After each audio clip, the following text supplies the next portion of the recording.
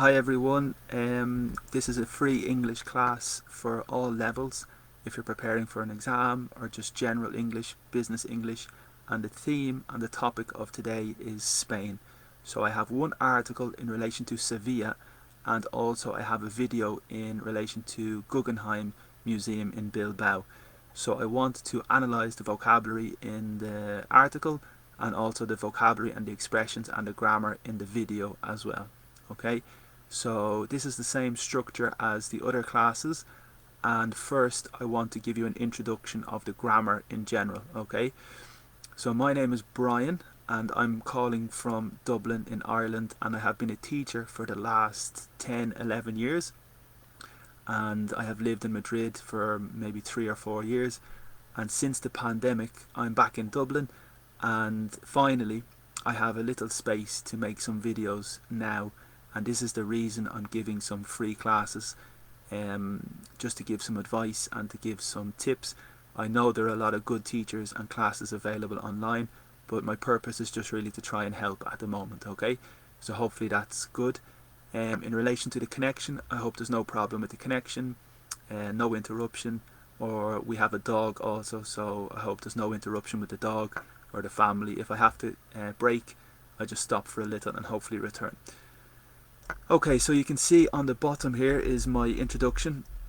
I have the introduction documents, the article and the video, so I will start with the introduction document, and again this is the same every day. So with the free classes, I think it's very important to show the structure of the English language. Okay, so some people have seen this already, but for the new people this is very important, because during the class I explain some technical vocabulary and some terms in relation to grammar, and first it's important to explain the terms to you. Okay, so for example, the first one is a phrasal verb, and in English phrasal verbs are very important. Basically it's a verb and a preposition, but it has a second significance. Okay, there's a first significance which is maybe literal, but the second significance is probably completely different. And the first one is, for example, the verb to go and the preposition ahead, but together means you first. For example, if there's two people and they meet and one person says go ahead, so I suppose it's literal in that sense. Get up is in the morning, like levantar, to wake up and to get up physically. Look up is to search for information. So in the book, if you're looking for information, you need to look up information, to search and to find information. Break up is possible with a relationship and a company as well. You can break up a company, like divide and separate, and in a relationship it's the same. You can separate and break up in a relationship. Carry on is the verb to carry and the preposition on, and it really means to continue. And after, usually it's the gerundio, the gerund, so carry on eating, carry on drinking. And finally, set up is difficult to understand, but basically it's establish. Set up a company, set up a business, set up a meeting, to organize or establish. Okay, the second expression are like idioms, like phrases hechas in Espanol, and in English we have a lot of them. One typical example is a taste of your own medicine, and that's very famous. So taste of your proprio, your own medicine. Okay, so we have many expressions and idioms and phrases hechas in English, in conversation with friends, formal, informal, in movies, in every situation. Okay, this list in particular is for pronunciation, particularly for Spanish speakers, and I'll just give you the quick pronunciation of this list. The yellow, because the Y, yellow jacket, the J. The cash, CH, the cash register, so the G is a problem. A jet, engine, so the J and the G are difficult for Spanish speakers. Fragile, again the G, fragile, in Espanol is fragile. Jealousy, with the J. Yearly, with the Y. And these two are very funny, because for some reason many people confuse the two, chicken and kitchen, but in English they're completely different. So chicken is pollo and kitchen is cocina. So there's a very important difference between the two, chicken and kitchen. Okay, so for me that section is the use of English, and it's probably the most important section in English when you're learning. For example, accents, different accents around the world: Dublin, London, New York, Sydney, very, very different accents. So that's very hard to learn. And I can try and give videos and tips. And for example, in today's video, we can pay attention to the accent. Okay. The next section are the tenses, or the times in English, and basically it's the time of the grammar. So we have the present simple, one action in the present, past simple, one action in the past that's finished, and the future simple, one action in the future that will happen. Okay, you have the past continuous, so it's something you are doing continuously in the past. The present continuous, something you're doing continuously in the present. The future continuous, the same, something you're doing continuously in the future. Then we have the perfect. We have the past perfect. It's a period in the past before another action in the past simple. Okay, so usually it's a period in the past before another action in the past simple. Then we have the present perfect, which is a period in the past that's related to the present. Okay, and it's constructed with the auxiliary have. So I'll show you basically here. The simple, the past simple, the verb to go is irregular, and in English we have a lot of irregular verbs, and here it's I went. So it's the past simple irregular, I went. The present, the verb to like, I like. Okay, and the future, the verb to see, will. So I will see, you will see, and it's regular, always with will. I will eat, I will drink, you will go. So that's the simple tense. Then the perfect. So the construction of the past perfect is the subject, I, you, he, she, we, you. The auxiliary in have, so the past is had, and then the participle of the verb, which is the tercera columna. Okay, so go, went, gone. Okay, so you have the participle here, been, I had been. So the past is in the auxiliary had, and the present perfect, the auxiliary is in the present. Okay, and then the continuous, as I said, the construction of the continuous is subject, auxiliary to be, and then the gerund. For example, I am eating in the present continuous. The past, I was eating, and the future, I will be eating. Okay, so it's the same structure for every verb. Okay, so that is the continuous. The concept of the infinitive is very important. So basically, the infinitive of the verb in English is to eat, to drink, to hear, to go, para beber, para escuchar, para ir. Okay, so normally I say infinitive, and I mean to eat, to hear, to start. Okay, conditionals are very complicated, and in another video later I will explain the differences between the zero conditional, first conditional, second conditional, third conditional, and mixed conditional. Basically, it's if I won the lottery, I would be happy. So it's conditionals. Okay, they're very hard, but later we will explain some more. Very common and important is the active and the passive. So basically, the active, we have the subject and the verb and the object. That's the active. Okay, for example, I drank Coca-Cola, and then the passive, you change the position. The Coca-Cola, the verb to be, was participle drunk by me. Okay, so here's one example. The hunter, como tathar, the hunter, or kathar, I think, the hunter killed the lion is the active, and the second sentence in the passive, the lion, auxiliary verb to be, in the past was, participle killed by, por in Espanol, the hunter. Okay, so that's a very important section, and in my analysis of the article, in my analysis of the video, sometimes I focus on the structures and the tenses of the verb. Okay, the next one is the grammar. So always I mention substantivo, substantive, noun, adjective, adverb, and it's important to understand the concept basically. So a noun or a substantivo is a person, place, or a thing, and in Spanish it's the same, substantivo. An article, in English we have a definite article and an indefinite article. The indefinite article is a, and it could be a house, a job, a car, but specifically we have one, the definite article, the house, the car. It's specific. Okay, so the difference between a and the, there's one irregular moment when it's a vowel. When the substantive starts with a vowel, we have the n, an. Okay, so that's a little rule. for the indefinite article. Good. So for substantives, we have a concept of countable nouns and uncountable nouns. Okay, so here, pens. Is it possible to count a pen? Yes. 2 pens, 3 pens, 4 pens. Computers? Yes. Doctors? Yes. Cups? Yes. Chocolate. Is it possible to count chocolate? Not really. We say a bar of chocolate, so we count a bar, a piece, we count a piece. But chocolate is not possible to count. Money is the same. We don't count money. We count euro, we count dollar, we count pound. So that's a very important concept in relation to how much and how many. So how much is in relation to uncountable. How much chocolate do you want? How much water do you want? How much money do you want? But how many is in relation to countable. How many pens do you have? How many books do you have? How many computers would you like? Okay?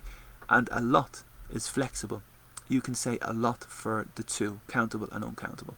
So that's a little secret.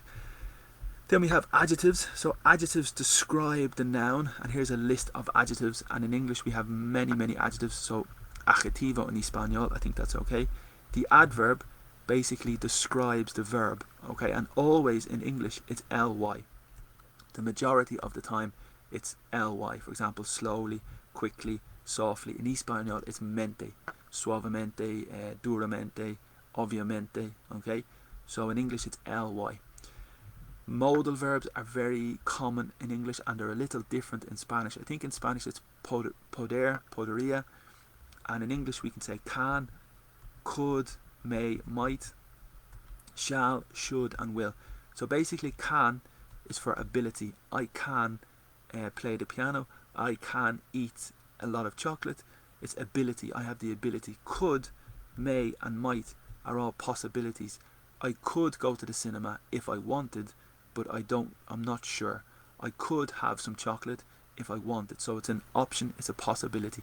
May and might are maybe a little more polite, a little more formal. Possibly that's the only difference between the two. Shall is older English and it's more formal. Shall we go is like will we go, should we go. It's just more formal and it's older. Basically should is for advice.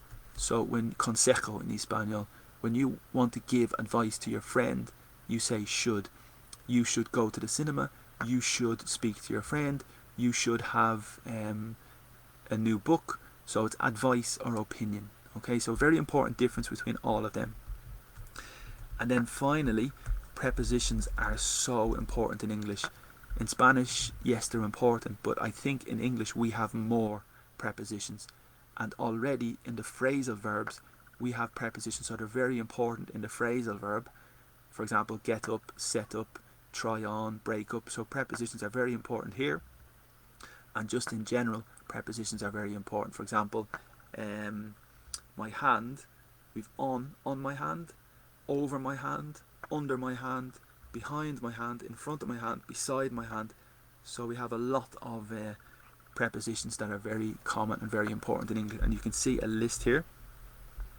And in the article I try to identify a lot of prepositions to explain the connections. Then we have possession, possessives, my pen, your pen, his pen, her pen, its pen, okay?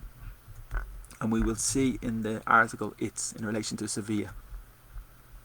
Demonstratives, very important as well, the difference in the demonstratives. Very technical word, but in reality very clear and very simple.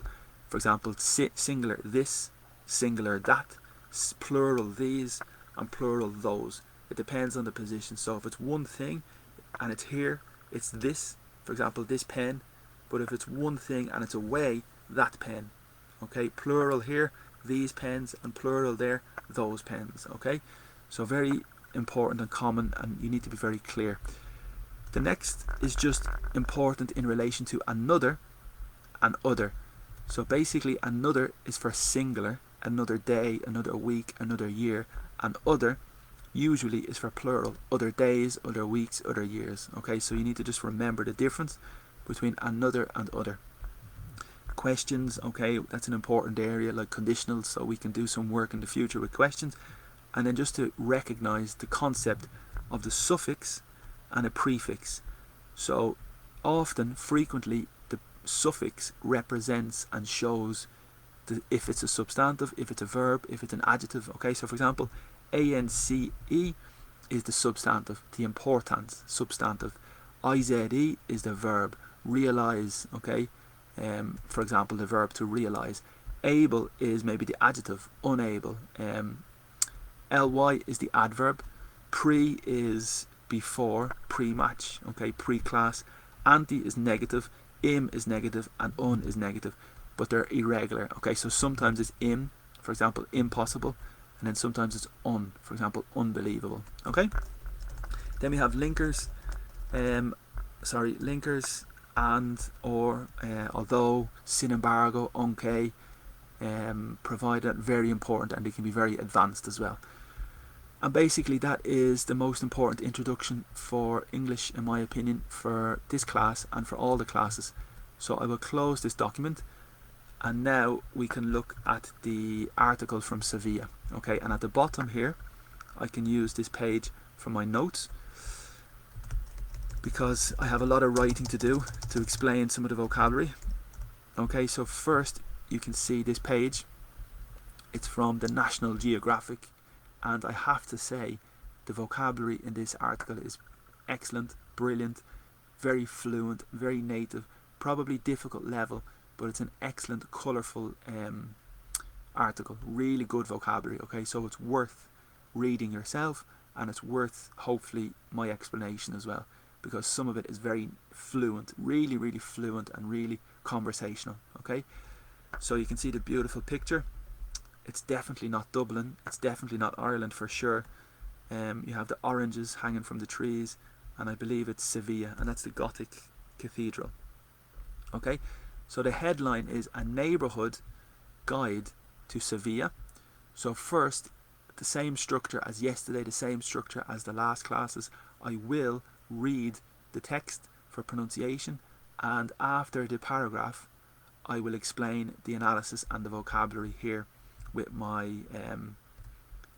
notes. Okay, so I have my notes here, but first I want to read together. You can read at the same time, but just for pronunciation, just to help a little. Okay, so A Neighbourhood Guide to Seville. The Andalusian capital may have a collection of classic sites, but that's, and I'll just move this here for you, that's only half the story. Its atmospheric barrios, home to fresh flavours and burgeoning art scenes, are breathing new life into the city. So the first introduction, we have some vocabulary that's very, very important. Okay, so first we have neighbourhood, and I want to explain the concept of a hood. Okay, so basically a hood is a capucha. A capucho, I think, in Espanol. Like on the jacket you have the hood.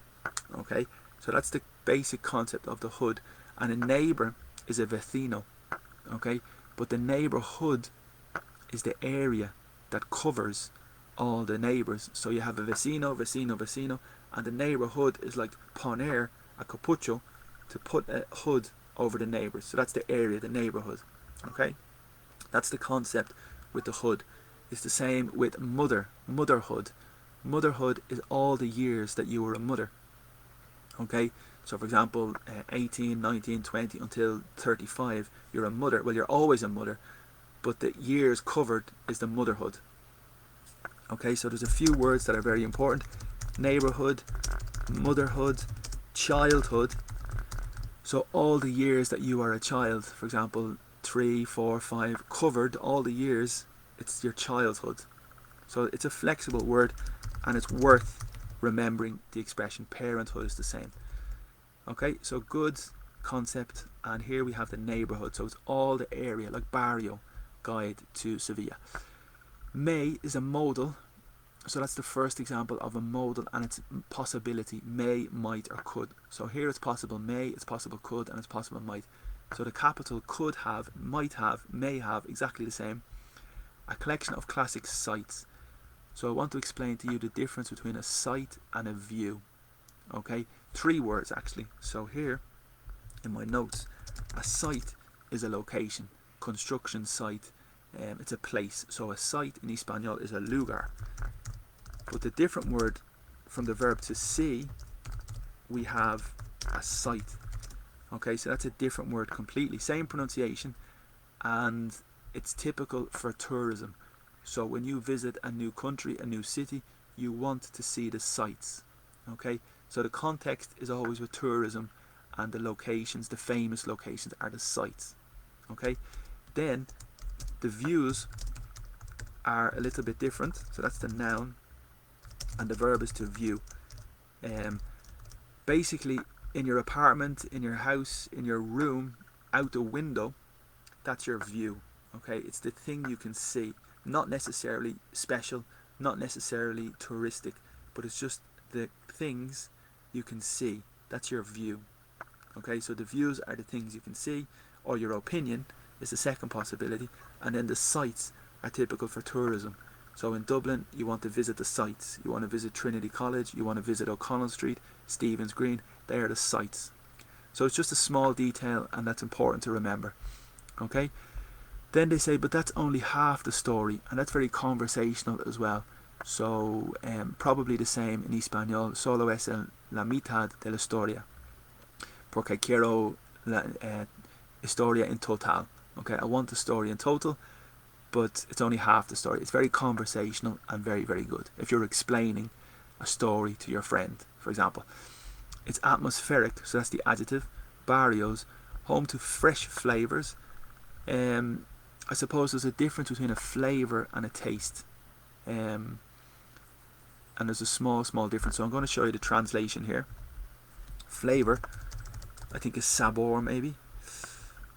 Yes, sabor is a flavour, and a taste maybe is a gusto. Okay, so there's a small, you can see they're very similar. A taste and a flavour are very, very similar. Anyway, this word is very advanced. Burgeoning, very, very difficult. It's like something that's growing very fast, and at the beginning it's almost exploding because it's very popular. It's growing and it's burgeoning. It's very advanced vocabulary and very difficult. Okay, breathing new life into the city. That is an excellent expression. So the verb is to breathe, respirar, and here you need to be very careful between the verb and the substantive. So the pronunciation of the verb is to breathe, and the substantivo is a breath. Okay, so very, very important difference. So breathe is the verb and breath is the substantive. So it's possible perder, to lose your breath. Okay, fuera, the breath. Okay, out of breath. Yeah, sorry, that's incorrect. So so that's the perfect example. Lose your breath and out of breath. But the verb is to breathe.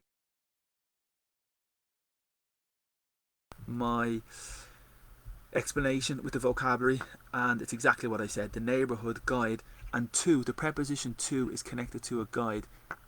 Can you give me a guide to your city? Can you give me a guide to geography? Can you give me a guide to... So that's just connected here. And with into, so the connection is breathing new life into. Breathing new, that's the preposition that's connected with breathing. So if you have a room, for example, this room is an old room, and I suddenly, de repente, I suddenly decide to decorate this room, and it's fantastic and it looks incredible after. So that's a perfect context. I breathe new life into this room. Okay, and it's just an expression, good in conversation as well. So the next paragraph. Good. So I hope you enjoy the structure and the methods just to explain the detail, and I hope you learn and just remember some of the vocabulary and the points. Okay, so the next paragraph. Claiming the world's largest Gothic cathedral and one of Europe's biggest old towns, Seville served up historical superlatives as big and bold as its world famous tapas. Of course, all that soul-stirring Moorish architecture and fine food plays a major role in the allure of Spain's fourth largest city. But veering away from its historic centre reveals a cool, contemporary edge. Spread across the city are neighbourhoods that hum with an undercurrent of creativity. It's in these pockets that old traditions are given a new lease of life. Artists' enclaves are springing up and new culinary traditions are being cemented. Make no mistake, this is a city that promises the best of modern Spain. Okay, so a very fluent paragraph, some excellent high-level vocabulary and expressions, and I'm excited to explain some of them, to be honest. So here I'll show you the next page, and the key words here are, well, you can see it's like a picture from a child. This page is like a child has scribbled on the page with the crayon, but I just want to try and explain a little bit. So claiming is like reclamar or acclamar. So reclamar or acclamar, and here I think it's acclamar. The words, this is possession. So normally in possession you have the apostrophe S. The words larger Gothic cathedral. This structure is very important. When you have one of, okay, one of, it's necessary the plural at the end. So one of is connected to the plural at towns. So Dublin is one of the best towns in the world. Spain is one of the hottest countries in the world. So basically the structure one of is connected with the plural of the substantive. Very interesting and just important to remember. Here we have a phrasal verb. So serve is servir, I think in Espanol, and serves up is related to the restaurant. Basically it's to give or create, and the significance of the preposition is like a new creation. So you have nothing at the bottom, and then up you have a new creation. So serves up, and that's the concept of the preposition. It's usually related to emotion and movement and sentiment. Okay, so Seville creates or produces or gives historical superlatives. So here's another structure: as plus adjective plus as. When you have the comparison, we use as happy as. I am as happy as my brother. I am as tall as my sister. Here we have two adjectives, big and bold, and bold is very important as well. But just in relation to as plus adjective and as, in my video last week with the grammar, I explained as plus adjective plus as. So here they say the superlatives, they compare the big superlatives to the tapas, okay? But bold, I want to explain bold a little bit here in my text. So it's an adjective, and basically you can see it's, well, you can hear my dog, as I said. So bold is in relation to text, okay? So in Espanol it's like negrito. So for example, now it's bold, that's one example, it's negrito. But the second explanation is related to behavior. So when the behavior is very bad, for example a dog, if the dog is barking and he's very loud and very bad behavior, we say he is very bold, okay? So it's very typical with children. You can say the child is very bold, and it's bad behavior, okay? So bold is bad behavior. And the second possibility with bold is very brave or very strong. So if you make a decision to move your country to a new city and to a new country, it's a very bold decision, like a very brave decision, okay? So it's possible, bold decision, like very brave, and that's the second significance. So one is related to brave and strong decision. Bold behavior is the same concept, like very strong behavior but negative. And bold in relation to text in Espanol is negrito. So here it's very strong behavior and very famous, okay? The next one is very difficult as well. So they say soul stirring. So the verb first is to stir, and it's related to food, the verb to stir. And I'll just put it here on the page. And for example, the soup. When you're stirring the soup, it's this action, mezclar. Okay, so you're stirring the soup, and it's possible to say in your stomach, if you're feeling a sensation and you're very excited and tienes ganas, something is stirring, it's moving in your stomach, okay? A few expressions in relation to stirring, but first the soul. The soul is the alma, okay? So alma stirring, it moves your alma, okay? Movar to alma, it moves your soul. In relation to stir and informal with friends and family, you can say a trouble stirrer. So it's somebody who creates trouble or problems. And you can use more vulgar vocabulary if you want, but a trouble stirrer is somebody who creates the problems, okay? So it is important. Okay, and in The preposition here is play a role. In Español is jugar un papel, and it's typical with the preposition in, play a role in the development, play a role in the movie. And here it's the substantivo, the allure. Very difficult vocabulary, and I think here maybe it's similar in Spanish. The allure is like the attraction, the fascination, the attraction, seduction. Okay, so the allure of Spain's fourth city. The next one is very proficient, phrasal verb, very advanced and very native. So we have two prepositions, away from. Basically the verb is to veer, to veer. So if you are driving, typical in the context of the car, you're driving and you veer left. So it's like you move left just a little. So not exactly turn is more aggressive, but veer is just a little movement to the left. So you veer left and you veer right. Very advanced vocabulary, very, very good. And here they say veer away from, so it means just move slowly away. Not aggressive, not very strong, just a little, avoid a little. Very good vocabulary. Okay, so for example, if you're speaking about a topic and you change the topic a little, you move from the topic, it's possible to veer away. Okay, and I'll put it here, to veer away from. Very, very good phrasal verb, very advanced and very proficient for sure. Here they say the historic centre reveals a cool contemporary edge. So edge is like borde. You have the edge of the table, the board of the table. You have your seat, the edge of your seat. But in relation to society and a city, it has an edge, like a feeling. There's a sense. So it's not very calm. There's something you can feel in the air. Okay, and it's possible the adjective edgy, an edgy person, is maybe somebody who's a bit Spanish expression, culo inquieto, un poco de culo inquieto, like restless in English. We say restless, and it's a very good word. So edge is borde. Okay. Sorry for the bad Spanish if that was vulgar. I don't know. Spread is difundir. So in relation to chocolate and the bread, you have the chocolate and you spread on the pan, on the bread, chocolate spread. The virus is spreading. Okay, so here it's spread across, and that's the preposition, across the city. Our neighbourhoods with that hum. So hum is in relation to noise, like hacer ruido. To hum is like hacer ruido, and it's typical in a song. If I don't know the words of a song, but I try to sing, it's I'm humming. Okay, so it's related to a noise. So it's a very good vocabulary here, to hum.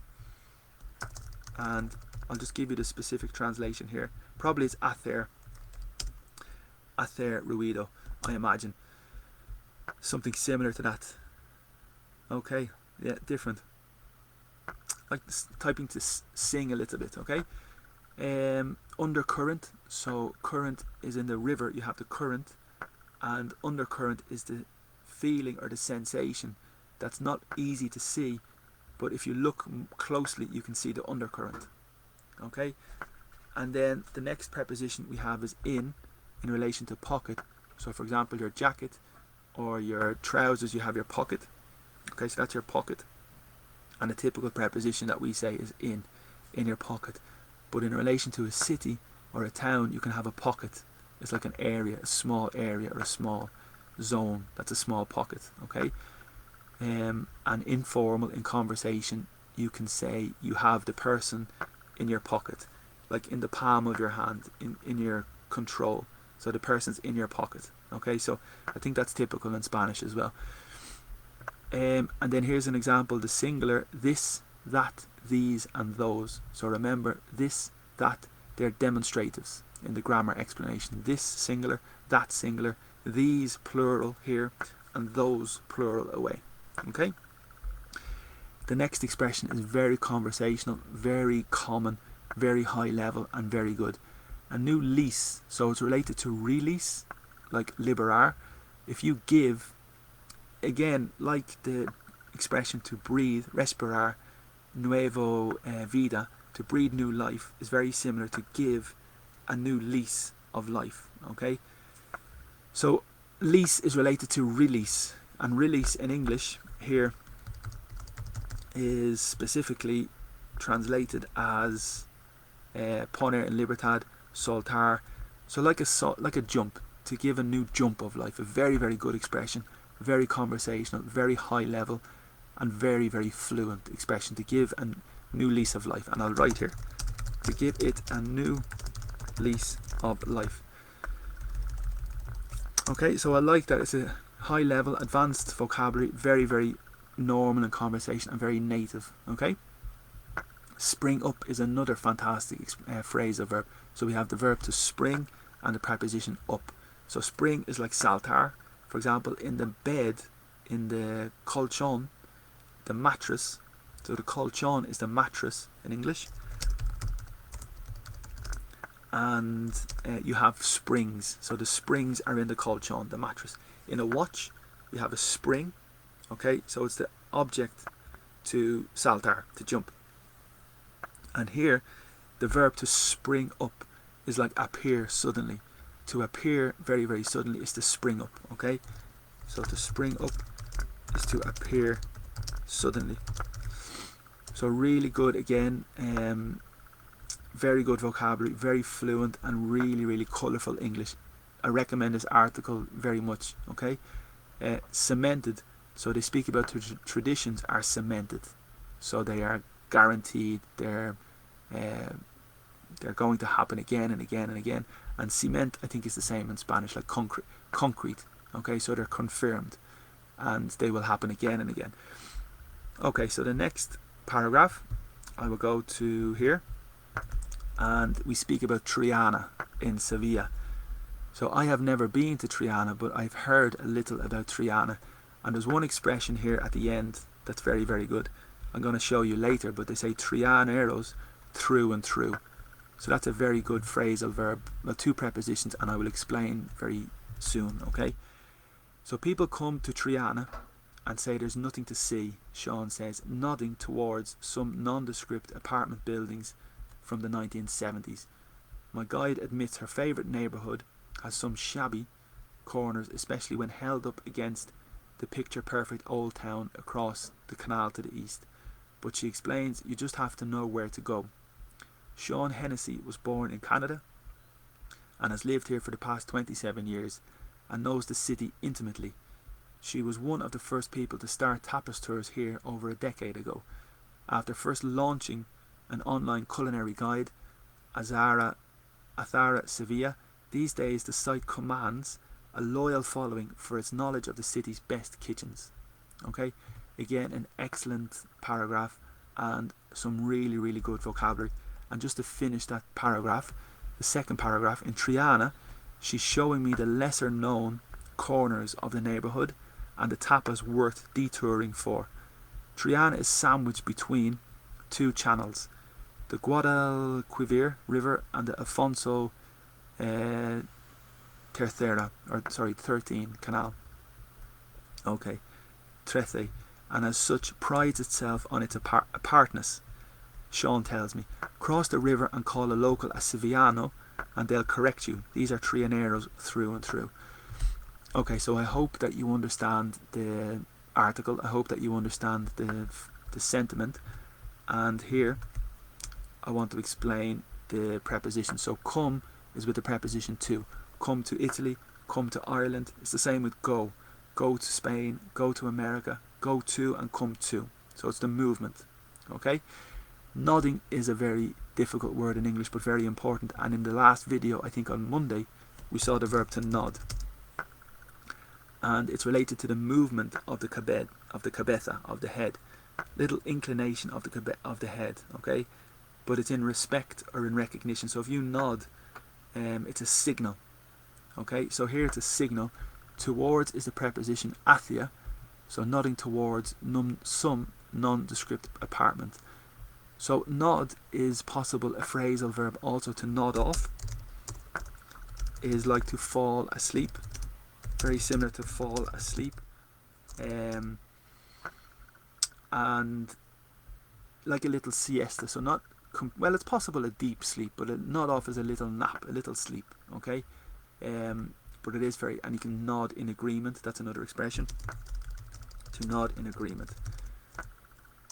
Okay, and here it's nodding towards the apartment. So it's signaling hacia towards the apartment. from the 1970s. So it comes from, the apartments are originated from the 1970s. Okay. The next word is very fluent and very advanced as well. Shabby. So shabby is like very old, not cared for. It's very shabby. So that building is very shabby. It's very old, very ruined. It's not protected. It's not decorated. It's a really good word. It's possible for a person. You can say the person looks very shabby, like very untidy, unclean. Okay. So shabby corners. And here is another very advanced phrasal verb.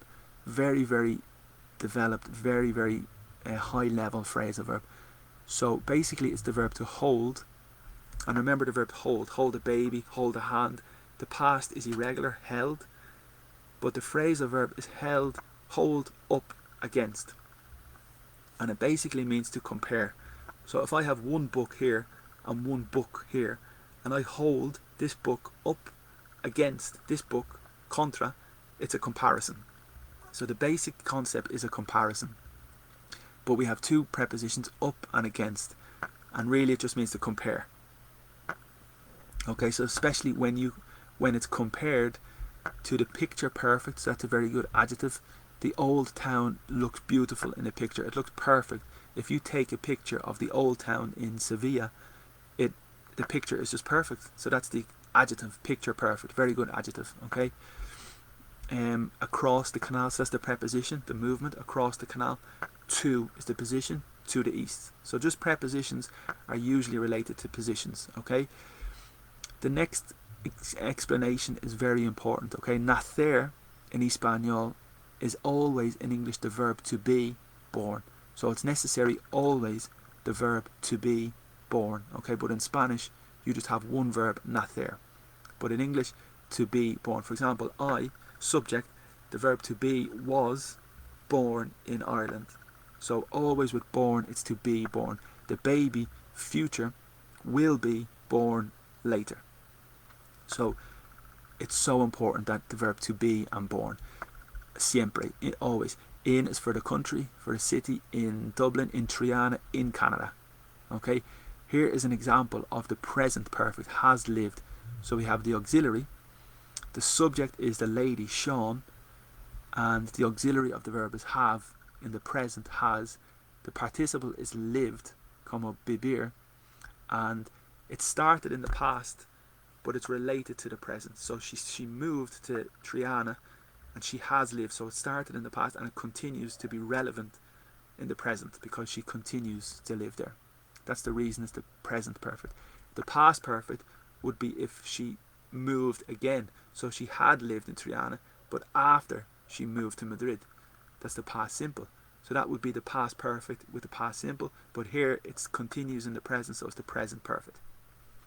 A little interesting, but it's important to be clear with the perfect. Again, here's another structure, one of, with the plural. So one of the first people. So that's another example. One of, that structure is with the plural. And remember, people is plural in English always. The majority of the time we have 2 people, 3 people, 4 people and 1 person. In Espanol it's personas. Un persona, dos personas, tres personas. But in English it's 1 person, 2 people normally. The only exception is maybe legal text or legal vocabulary. You can say 2 persons, 3 persons in the legal vocabulary. But the majority of the time it's people, 2 people, 3 people. Okay. Over a decade ago, so decade is the time, but over is the preposition, like more than. Over €2, over €4, more than. Okay, above. Here is very important. The preposition after is connected with the verb in the gerundio. Okay, so after going, after eating, after drinking, after smoking, after running. So here it's connected with the gerundio. So very, very important. Okay. The majority of the times when you have the verb after, it's necessary the gerund. These days, so there's another example. This, the demonstratives. So singular this, singular that, plural these, plural those. So these days. Okay. Its is the possession. For example, my pen, your pen, his pen, her pen. its pen because it's Sevilla. In Spanish, you say su, but it's not a person. So him or his and her in English is only for a person, never for a city. So for a city, we say its, and in Spanish it's different. So his pen or her pen only for a person, and its pen only for a company or for a city, because technically it's not a person. Okay. Knowledge. So the verb is to know, and knowledge is the substantive. Conocimiento, I think. So knowledge is the substantive. Just important for the pronunciation as well. The knowledge. And there's my favourite explanation for today. The kitchens. So the difference between the chicken and the kitchens. So the chicken is the pollo, and the kitchen is the cocina. And here is the cocina of the best cities' kitchens. Okay. And the next page is the second paragraph from that explanation. So in is for the city. In Triana, she's showing me the lesser known corners. A very good adjective, very creative, and if you can use this type of adjective, it's very impressive. So the lesser known, normally we say well known, well known, well known, well known, bien conocido, pero contrario is lesser known. Okay, lesser known corners of the neighborhood. Here we have worth. It's valor, and vale la pena is it's worth it, vale la pena, and worth is valor. Detouring is the verb. So basically a detour is a different route. So this is the normal route, the normal way, but a detour is go that way and that way. Maybe it's famous in the stereotype for a taxi, a bad stereotype, but if the taxi takes a detour, it's more expensive. So this is the easy way, this is the normal way, but a detour is around something. Okay. And here she says it's worth going away to a different location to taste the food. Okay. And the preposition for, a detour for the tapas, and it is possible to have the preposition at the end. A detour for, it's possible to have the preposition at the end. Okay. The next one is very fluent also, and very conversational and very colourful English. So a sandwich, substantivo, is a bocadillo, but it's a verb also, to sandwich, and it's como poner una cosa entre dos cosas, to sandwich. So here they say Triana, the neighbourhood, is positioned like a sandwich between two channels. Okay. The Alfonso and the Guadalquivir River. Okay, so very creative English, very descriptive, very, very nice, and very good level. So worth paying attention if you want to improve and to progress. As such is a little bit difficult, probably the most difficult little expression in the text.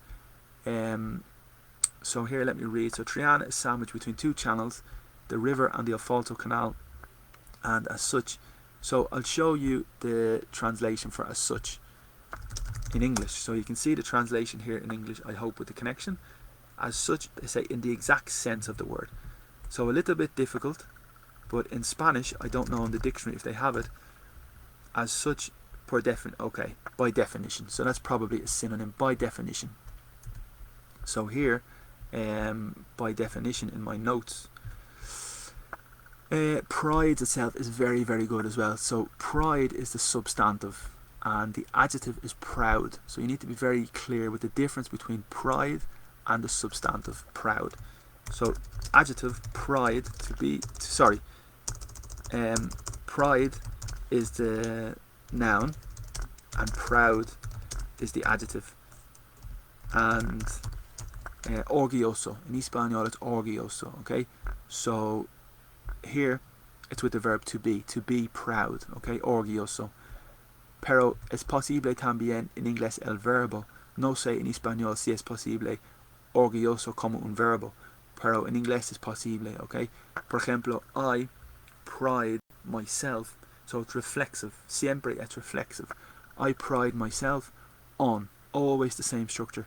To pride myself on. To pride yourself on. So I pride myself on my mathematics. I pride myself on my dog. So it means that I love my dog the most, or I have a lot of pride with my relationship with my dog, for example. So it's just an expression that's important to recognize.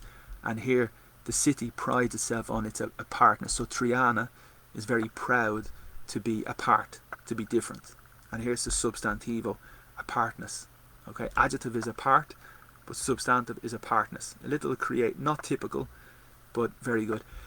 Tell, so the difference between tell and say. Say is decir, and it's necessary to. Decir a. In English, say to me, say to you, say to him. Pero tell, como contar, is direct. Tell you, tell me, tell him, no to. Okay, so say to, but tell. And here it's just the verb tell me. So very important difference between to say and to tell. To say to and to tell. So tell has no to. Okay, and then the final expression I wanted to explain was you are trianero, through and through. So through is a través. So I am a Dubliner, through and through, and it means me, through me, a través me. So totally, completely. You are a trianero, totally, 100%. Absolutely every part of you, through you, is a trianero. So it's a very good expression. So you are a Spaniard, and also a Spaniard is the word for a Spanish person. You are a Spaniard through and through. Okay, so very, very good expression, very advanced and very, very nice. So I'm really happy with this article, and I recommend that you continue to watch it yourself, because it's to read it yourself, because it's very enjoyable and very good vocabulary. In the video at the bottom of the notes, I will put the highlighted vocabulary. Okay, and very good article. So well done, very difficult, and I hope that you understood some of the vocabulary, because now I want to move to the video I prepared a little. Okay, so I'll close this, and here on this website, it's an interesting website. It is called Charlie Rose. So he was a presenter in the United States of a television program, and his job was to interview people in English. Okay, his job was to interview, and the website is very interesting because the website has a lot of interviews in English, and I'll show you here the script, because here on the website they have the script. Here's the button to see the transcript. Okay, so we click see the transcript, and they give you the vocabulary from the conversation in English. Very good list of vocabulary in the conversation. Okay, so for this reason, I think this website is excellent. I think it's super for your English, and you can analyze the vocabulary and listen at the same time. So a document, I have analyzed some of the key vocabulary from the first 2 or 3 minutes, and I just want to explain some of the little points. Okay, so first, this is page 1, and you can see the first verb is became. So the verb is to become in the present, and the past is irregular, past simple, became. Okay, at is for location, preposition, at Bilbao. It's possible in Bilbao also, so it's 2 possibilities, in for the city or at for specific location. Has been voted, that's an example of the passive, because we have the auxiliary verb here to be and the verb to vote. Like in the election, like in politics, you vote. Okay, so that's an example of the passivo. In is in relation to decades, so the preposition in is in relation to decades. Over is more than, over 50, more than. Pieces, okay, so a piece of chocolate, a piece of food is a little bit, a piece. Okay, and here is the plural. Since is one moment in the past, so the difference between since and from. Since is one moment in the past, since 8 o'clock, since yesterday, since last year. But from is when there's 2 moments from 8 o'clock to 9 o'clock, from yesterday to today, or until today. So just the difference between from and since. Okay, vote is typical with the preposition for. You vote for the president, you vote for the person, vote for. Typical preposition with vote. Okay, again, here's an example of one of with the plural. One of the most influential architects. So the S, the plural, is very important with the structure siempre. Okay, on is related to program. So on the television, you are a guest on the program. You are in the audience on the program. So for program, we say on. For the year, we say in. Whose in Spanish is cuyos. It's a question. A quién propiar el edificio. So who's building? Cuyos in Espanol here. Cuyos, okay? The second page. So let's see the second page. Always you have to pay attention to it in English. I saw it the other day. But here, the it is the substitution for the museum. So I saw the museum the other day. So it's necessary to pay attention always to it in English. A bubble is a burbuja in Espanol, a bubble. Like an economic bubble, a property bubble, okay? Odd is very good word, okay? So I want to explain odd a little. So first, it's in relation to numbers, okay? Number 2, number 4, number 6, number 8. In English, they are even numbers, okay? Even numbers. 2, 4, 6, 8, okay? And the opposite, so even numbers, and the opposite are odd numbers. Okay, so 1, 3, 5, they are odd numbers. So basically the concept is this is good. Even are normally good. 2, 4, 6, and odd are a little un poco raro, a little strange. Okay, so for this reason, odd shapes are like very different shapes. It's possible the person is a little odd. The restaurant is a little odd, like a little strange, a little raro in Espanol. Okay. Walk is connected with the preposition into. Yes, it's possible walk to, but walk into. So in the building and to. So it's the movement. So it's typical with walk into. Down is connected with a slope, and slope is difficult vocabulary. So I'll get the translation here. A slope. It's like an inclination. Cuesta pendiente, inclination. But also when you ski, como hacer ski, you ski and you have the slope. So they're the slopes in skiing, okay? And here you in the building, in the Guggenheim, they have a slope. Go into, so you have walk into and you have go into. So it's more movement. Into, go into, the basement. And the basement is the sótano, okay? Of some kind. So here kind is like type, of some type. But he did it. Again, it is what? What exactly is it? I think in this context it's enter the building, but again you just have to pay attention always in English to it. I think in Espanol it's just lo. The ceiling, so the difference between techo is the roof, and the ceiling here. So in the room, this here is the roof. Okay, that's the roof. But that's the ceiling. Yes, when you paint in the room, that's the ceiling. It's possible roof as well, but normally roof is fuera. Roof is outside in the house. That's the roof. Okay, so I'll just show you here. So you are sure the ceiling in Spanish is techo. Okay, techo, and the roof is probably the same. Techo. Okay, so interesting. So the ceiling for me is in the room. If you're inside the room, that's the ceiling. It's possible roof, but roof is more typical outside. Okay. Feet. So in relation to medir, medidos, measurements, in Spanish you have meters, centimeters. In English we have feet. So for example, me, I am 1 meter 77, 1 meter 77, but I'm 5'11", or 5'10" inches. Okay, so different measurement. And here it's irregular. We've 1 foot and 2 feet. Okay, so irregular. Singular is 1 foot and plural is 2 feet. Okay, so it's irregular plural, and here at all is a very good simple expression in English, but it's very important. So you go down about 20 feet, you don't feel like you're going down at all. Like, emphasis, absolutely don't feel. You really do not feel like. Okay, I don't know this word. I've never seen this word before in my life. The dogon. I'll check so you might know. No, condenado. Okay, so it's slang. It's very informal. I've never seen it before. The next point is related to so plus the adjective and that. So for example, so happy. So adjective so, adjective that. So happy that I could jump in the sky, like yesterday's explanation.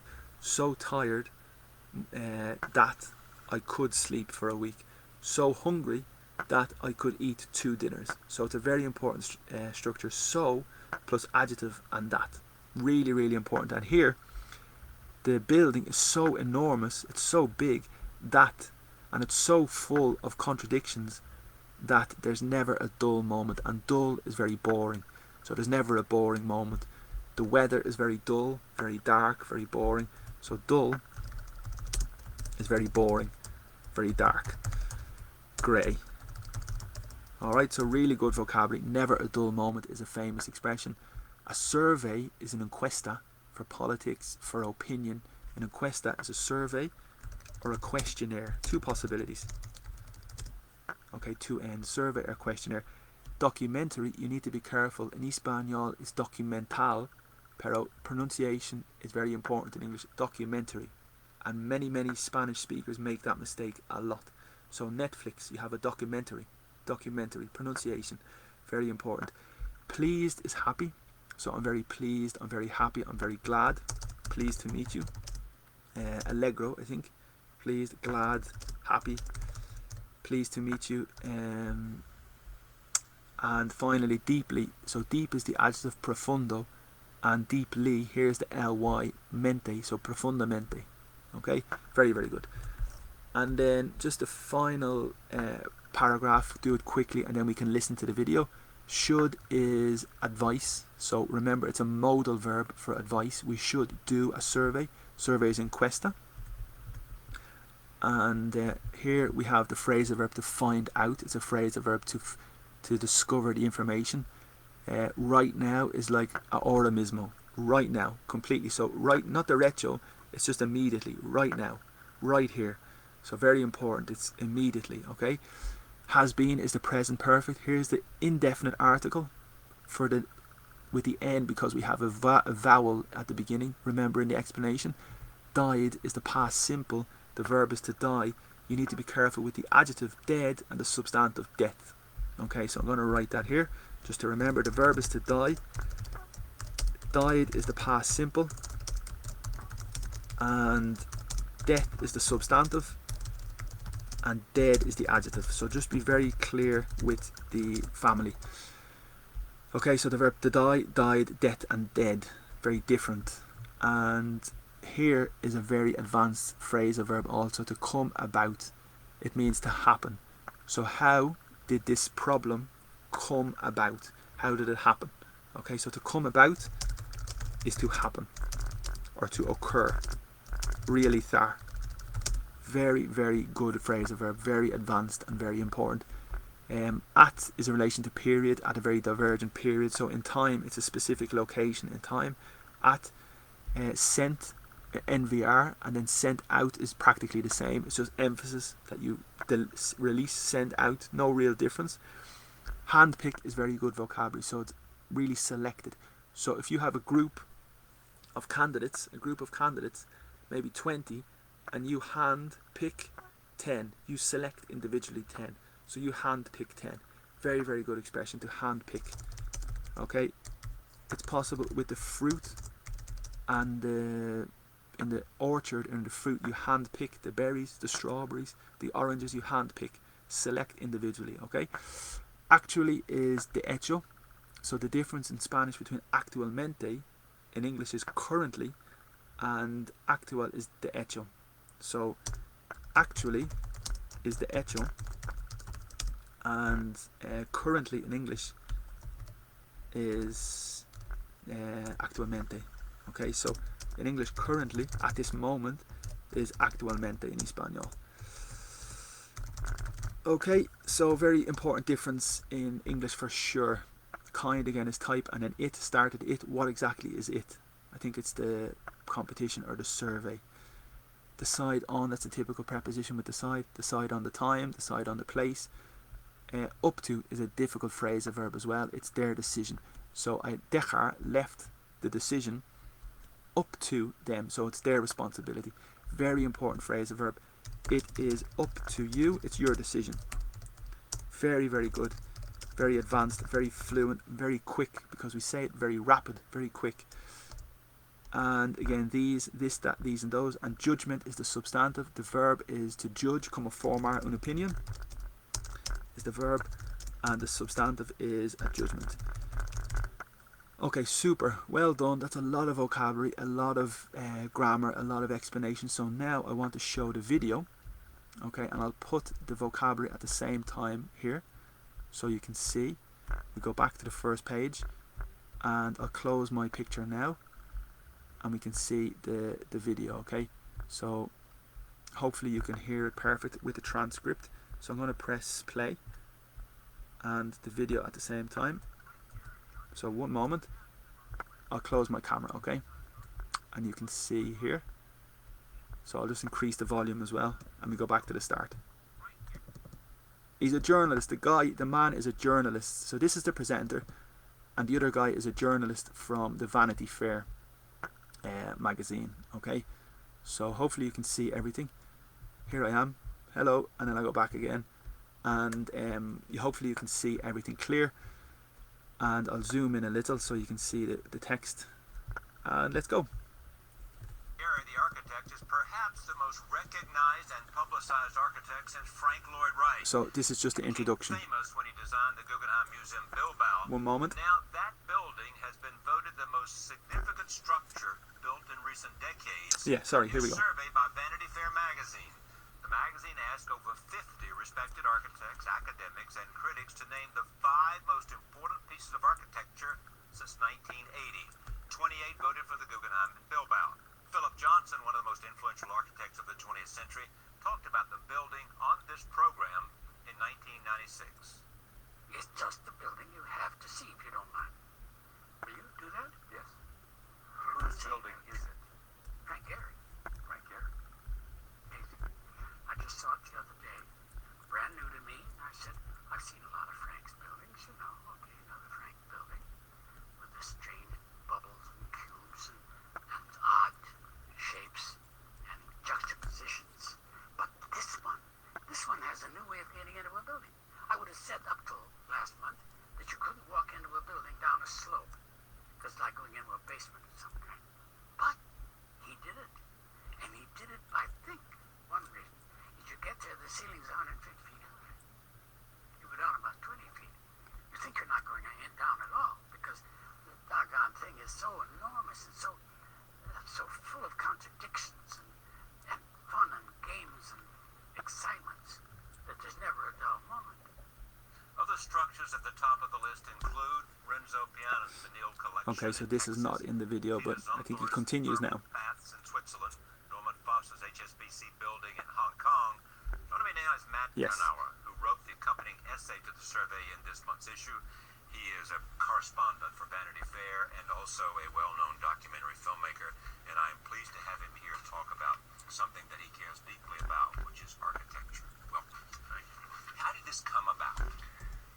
Well, you know, we had this idea that we should do a survey of the people who really know, architects, academics, academic deans, and find out really where we are right now in global architecture, because there's been an incredible transition. Modernism died, postmodernism came about, it died, and now we're at a very divergent period. So Wayne Lawson, who's the executive editor of the magazine, decided to do this, and he sent out really 100 letters to handpick people, and we were very surprised actually to see what kind of consensus there was. That's really what started. What was the very criteria? open, the greatest building since 1980. How did you say we want you to decide on the greatest building? We left it up to them. I mean, these are really architects and academics, so they really had their judgment. What surprises you about this list? Well, there was one very clear winner. I mean, Frank Gehry was anointed in the survey by his peers as by. Okay, well done. That's just the explanation for the first 2 or 3 minutes, and if you want to continue, I will put the notes on the video as well. Super. So yes, thank you so much for watching and for listening. I think that's everything. That's just an introduction of the document, the article about Spain, and a little video to practice your listening. And all the topic and the theme was Spain. So everything is free. I'm very happy to teach at this moment. If you want to give a little tip like €1 or something, it's an option. I will put my details here for PayPal. That's the email address if you want to make a little tip. It's not necessary, but it's an option if you want. And again, thank you so much. I will continue with more videos about the exams and just English in general. And I hope that you have a great day, and I look forward to